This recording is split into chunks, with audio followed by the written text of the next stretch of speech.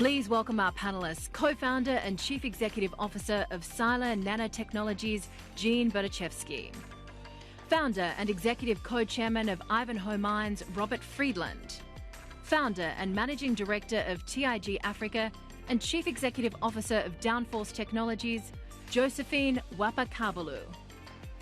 And our moderator, executive editor of Bloomberg News, David Papadopoulos. Hello, good afternoon, Gene, Robert, Josephine. Thank you for joining us. What you guys will notice that we've done here, and it's really quite clever, is we took all the long and difficult to pronounce last names and we put them in the same panel, right? So the only one I've got down is Papadopoulos. I've got that one down cold. We've got a poll, and we're gonna, and I want to make sure you guys take our poll, and we're going to get the answers later. The poll, just to remind you, the question is, what should the top development priority be for resource-rich countries? A, sustainability, protecting the environment and slowing climate change is everyone's job.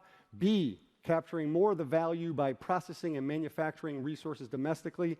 C, maximizing economic growth no matter what the cost. We will look at the answers later, and we're going to build to that issue as we go along. I want to initially, though, I want to take a little bit of a sober look at the reality of energy and metals and the developing world. And I want to start with you, Josephine. You know, I know that you talk about how in Africa there are 600 million people who lack access to energy. And I detected when we spoke the other day a bit of frustration about some of the pressures that are being put on Africa as they look to develop that energy. What are global leaders getting wrong? So first of all, great to be on this panel and have this discussion. I think I've mentioned this before, but there's a saying in one of our African tribes that if you're last to the bar, make sure you don't pay the bill.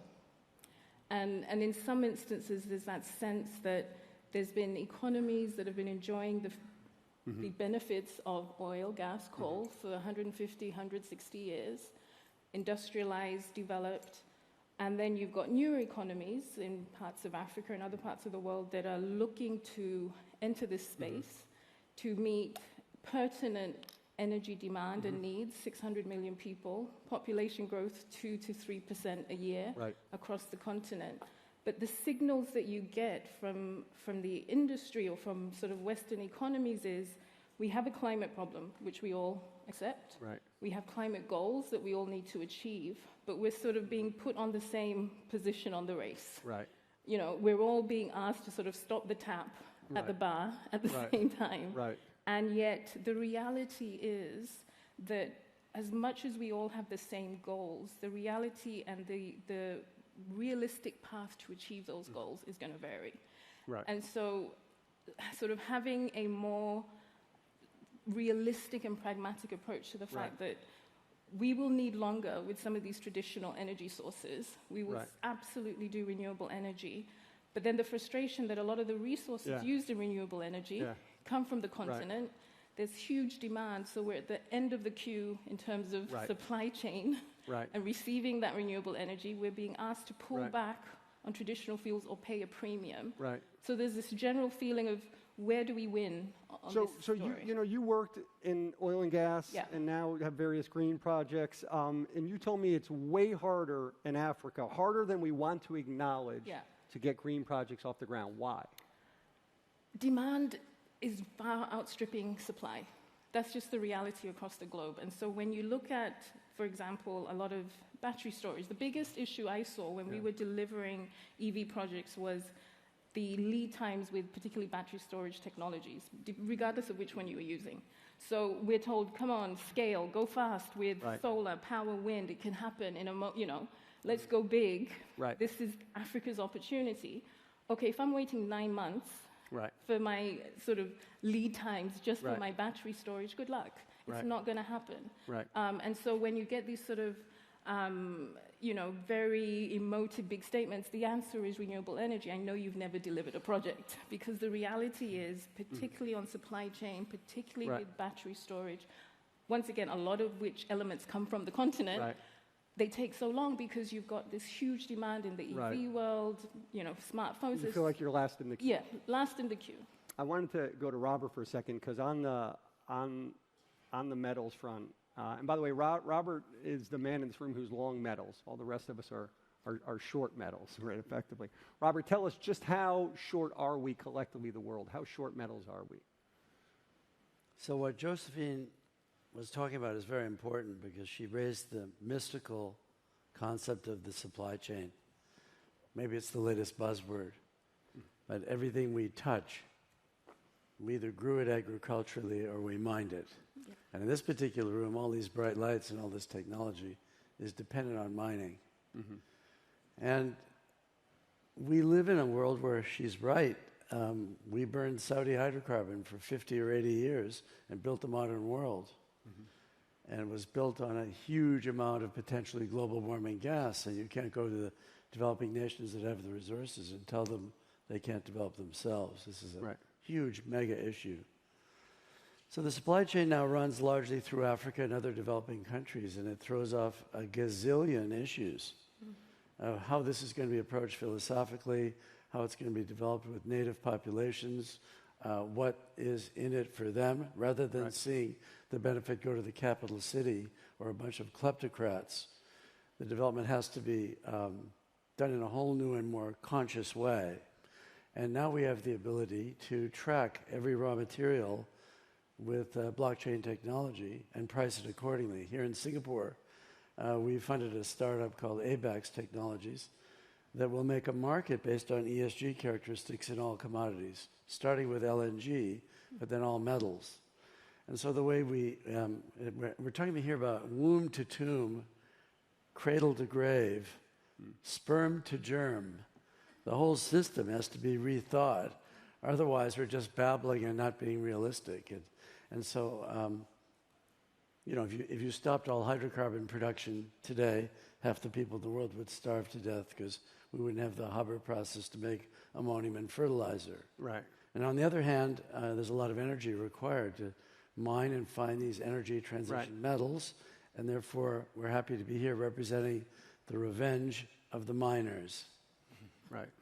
This is the revenge of the miners. That's what. Absolutely. Well, Gene, I know you have a bit of a different take, and you are the resident optimist here on the stage. You're the tech entrepreneur. I know you're a tech entrepreneur. Gene is a tech entrepreneur. You have a bit of a less dark outlook, and believe companies like yours can find solutions. How does that play out on a large enough scale to make a meaningful impact and move the needle? Yeah, so I do think there's opportunity for technology to accelerate the transition even further. Today, the energy transition is largely limited by the availability of nickel and lithium more than anything. Robert's going to find more for us. But, and that's already a tremendous success in decoupling the energy layer of society from scarce natural resources like oil, coal, and gas. This is a tremendous improvement. There's nickel in more places, there's lithium in more places. It can be had at economic levels. And so I think we've had a breakthrough. The next set of breakthroughs technologically is going to be moving away from the more scarce minerals. So our technology, for example, replaces the graphite and lithium-ion batteries, which is mined, with a silicon-based anode material, which can be produced on any continent where there's low-cost energy.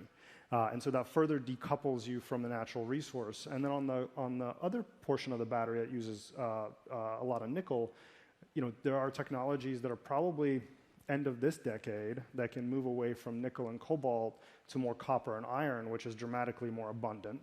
And so, technology continues to decouple the energy layer of society from natural resources, and I think every nation, every region deserves to have an energy independence from other geopolitical areas. And I think in the next, now it'll take a couple decades, so I'm not an optimist in the next few years. Right. But the price signals on nickel and lithium are such that I expect a lot more projects will get developed. A lot of things that weren't economic before for Robert and others will become economic. Now it's interesting as the poll results come in, and my eyesight's failing me here a little bit, but I'm pretty darn sure, if I'm saying this correctly, that sustainability protecting the environment and slowing climate change is everyone's job is overwhelmingly winning this vote here over capturing more of the value by processing and manufacturing resources domestically. And what's interesting about that is A is probably best for the world, the developed world and everyone. But B, Josephine, is probably best, for the resource-rich countries, the more of a go-slow approach. Talk a little bit about that. Yeah, and again, it's like I said, we all have the same goal. Right. We all have the same goal. What the challenge is, we're expecting everyone to do it at the same rate.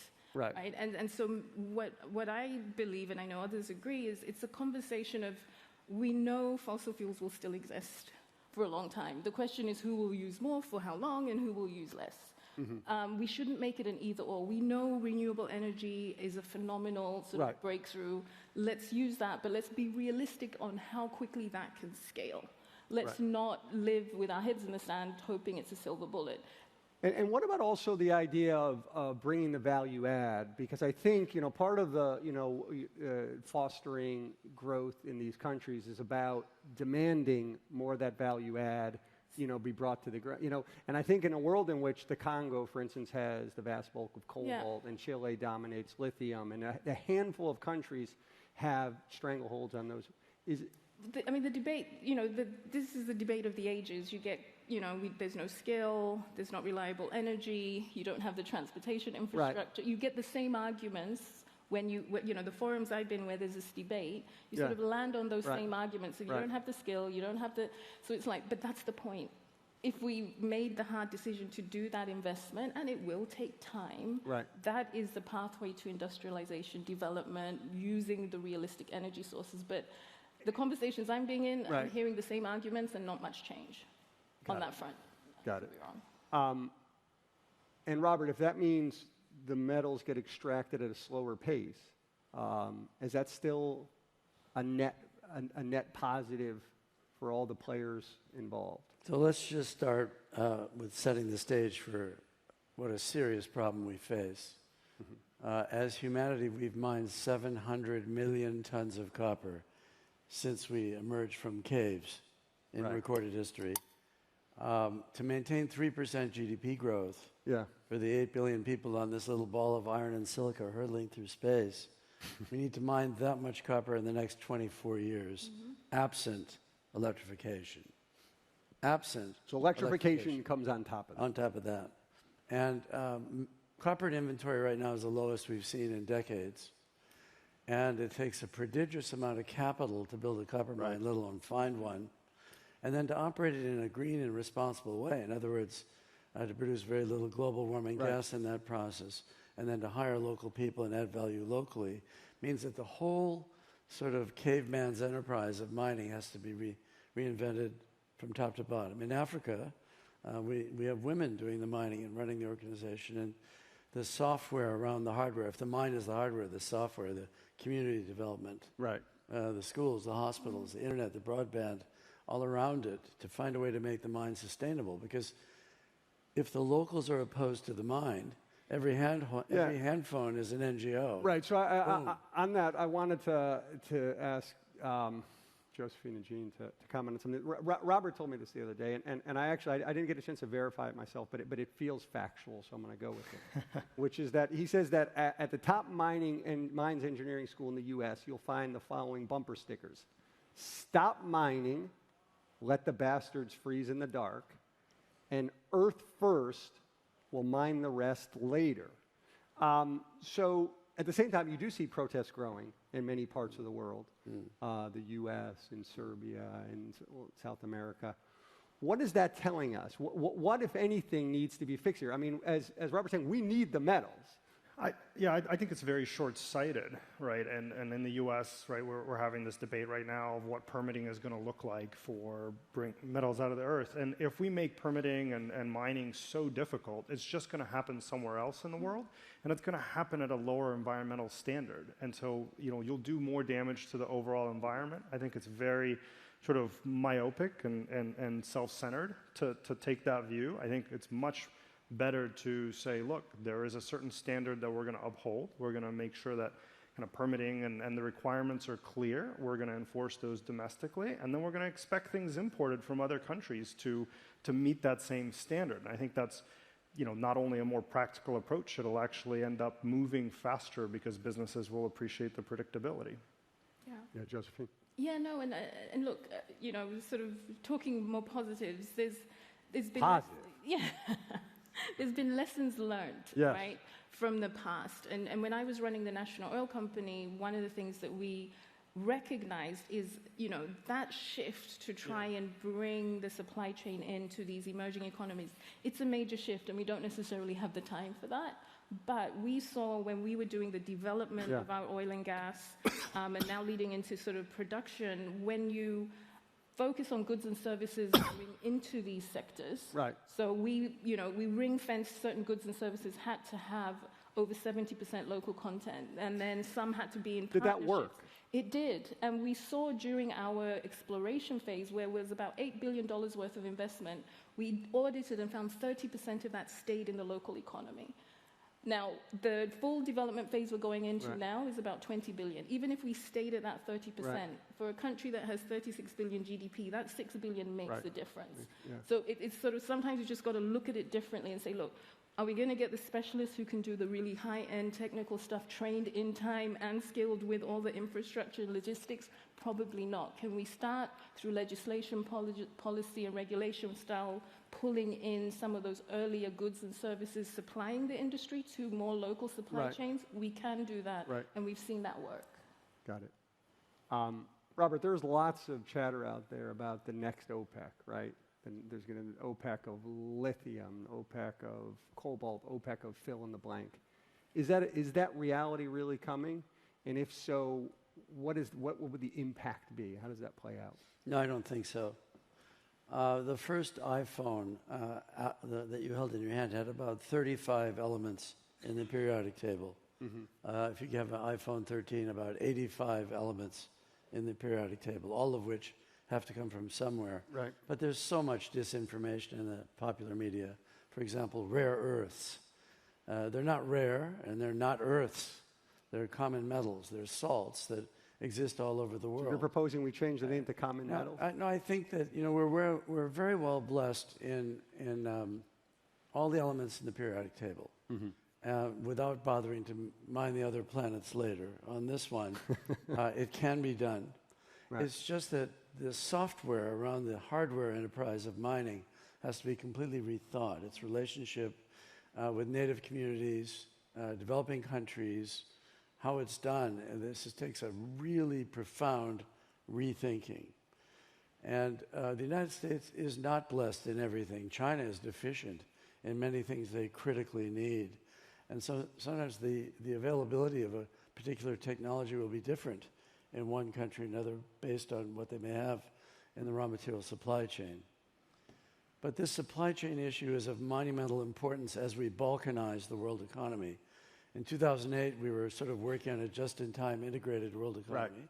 Right. And then the Donald, amongst others, sprinkled salt on that idea, and now we've broken the world up.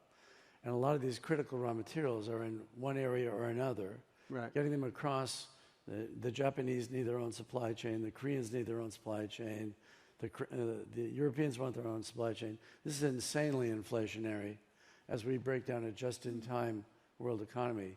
Right. And that exacerbates how serious this question is of looking at the entire supply chain for anything. So that's the resource nationalism of one kind, which is resource nationalism on the demand side. I want to make sure that I have enough for my country, and so every country for themselves. There's also the resource nationalism, though, which gets back a little bit to the OPEC of idea from the suppliers.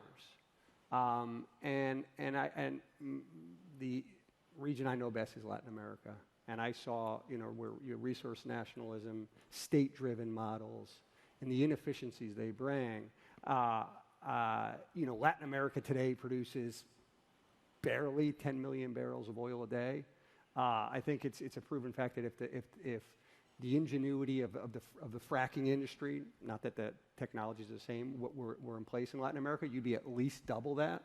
Mm. And I guess I wonder can the world afford, Josephine, those inefficiencies that come with the state-driven model, or do we need more Genes and Roberts out there making it happen?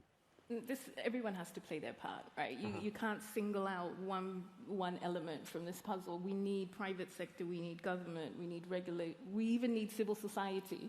You know, we need financial institutions. We need those regional bodies like the African Union and other areas to come in and sort of find that right balance, right? Because no one has the full picture, but what challenges that sometimes is these external pressures on this climate goal, which is important, that seems to skew the discussions and the narrative away from practical achievement of these goals to headline-grabbing, emotive statements and decisions that, you know, the pipeline that we negotiated for East Africa, we had EU parliamentarians criticizing a pipeline going across 2 African countries that's going to have employment, revenue, and opportunity. Not saying we'll be perfect, but that kind of, you know, I just feel that often the sort of pragmatic conversation is hijacked by an important issue and taking away from pragmatic, realistic implementation. I know there's something you were excited about, this creation of I believe it's called the African Energy Transition Bank, which is Afro-Exim and the Africa Petroleum Producers Organization have come together. I think it was in May they did the announcement. So that excites me, that this sort of taking ownership of the narrative to say we need to fund traditional fuels, fossil fuels, for a longer period than most to get to levels of industrialization and development that are good for the 600 million who don't have it and the many who are coming from our birth rate. So it excites me that there's sort of this initiative from the African banks. Right. Robert, I believe you at some point looked at it as it's a little bit morally questionable indeed to say, hey, you know, Africa, keep your hands off the, you know, oil and gas, right? Is that, especially, you know, what is the population growth rate in Africa, Nancy? Depending on which country, anywhere from 2 to 4%. Right. What's your view? The African continent has 1.4 billion people. It's equivalent to a China. Who are we to lecture that they can't use their own resources to have a better life? Right. So, and actually where we're really critically dependent is we're critically dependent on the Kingdom of Saudi Arabia. And if you don't understand that, I'm sorry, but if they can't maintain energy stability there, we're finished. You've seen all those Iranian drones bombing civilian populations in Ukraine? If those drones were turned on the Jebel petroleum complex in Saudi Arabia, crude oil would be $300 a barrel overnight. Price of food would explode in the developing world. So we're living in a very dangerous and fragile moment. If you look at the Kingdom of Saudi Arabia, they have all this cash flow from crude oil, but they're investing in technology to transform their economy. The Russians have an equal amount of crude oil, and they're not doing the former. Instead, they're spending it on weaponry. And every time a bomb or a shell goes off in Ukraine, that's copper and antimony, for example, that's not being recycled. So we can use metals for war, or we can use metals to make a better life for our grandkids. Now, on that point, because I know when you were looking at the landscape for demand for metals, militaries indeed across the world are getting more involved on the demand side. What does that look like? So you guys just have to understand the incredible degree of responsibility on the mining industry to come up with the metals to enable an energy transition. That's an enormously difficult, capital-intensive thing to do. Terribly capital-intensive. But now we have the Army, Navy, and Air Force of most political entities want to rearm and build up armaments. The Germans didn't have an army worthy of the name post-World War II, and suddenly they're freaked out and want to spend a $100 billion down payment. What do you think an army is made out of? It's made of metals. You know, what is an armaments made out of? The Soviet cannons, the barrels explode after they're shot a few times because they cheated on the metallurgy. So even the Dutch want to increase their percentage of their national budget for the military. The Americans, the Chinese, this movement towards remilitarization will grab the metals we need for the energy transition and exacerbate the fundamental problem. So, Gene, basically, get your manufacturing cranked up faster. You were going to say something. Yeah, I was just going to say, look, the answer to a lot of these challenges is technological. It is to creating substitutes to the technologies that we have today. You can develop substitutes, and then different regions can develop with the resources they have on different technological paths, right? So in some regions, hydrogen will play a much bigger role than energy storage. Ammonia will play a big role in other regions. And so I think the answer is to continue that technological innovation curve that gives us more options. Rare earth metals, which are, have been hard to come by, can be supplanted with next generation magnets that give you the performance of rare earth magnets without the scarce minerals, right? Yeah. And so there's a role for technology to play to unlock different development paths for different regions and to sort of ease we no doubt need the miners to make this transition, but we'd like to need them as little as possible. So Robert can stay. He can stay on stage. Robert's good? Okay. Go ahead. I was just going to say, on that innovation side, I sit on the board of a company now where we're developing a 25-year life battery using compressed air, recycled car engines, and reusable oil and gas equipment. And it's really exciting out of a university in the UK. So I completely agree. Technology is our friend, and innovation is our friend. Gene, a.k.a. Gretzky over here, told me that he skates to where the puck will be, not where it was. What does that Mr. Gretzky look like exactly? Yeah, so I look towards a world, I think about this transition taking several decades, and there's a couple of things I know for sure. All ground transportation will be electric in my lifetime, guaranteed. And I think by the time we get to, let's say, 2040, 2050, and most of the global fleet, not the new cars, but the existing cars on the road are electric, we start to approach a world where you aren't pulling very much nickel out of the ground anymore. You aren't pulling very much lithium out of the ground anymore. The way to think about it is we need to charge the global economy once with the nickel, the lithium, the copper that we need. And so, in many ways, compared to a fossil fuel age where you have to pull out, 88 million barrels of oil every single day just to keep the lights on, we get to a world where, towards the end of the century, maybe we don't need Robert and the mines. Keep dreaming. On that note, we will wrap. Robert, Josephine, thank you very much. Yeah, that's great. Thanks, David. Thanks.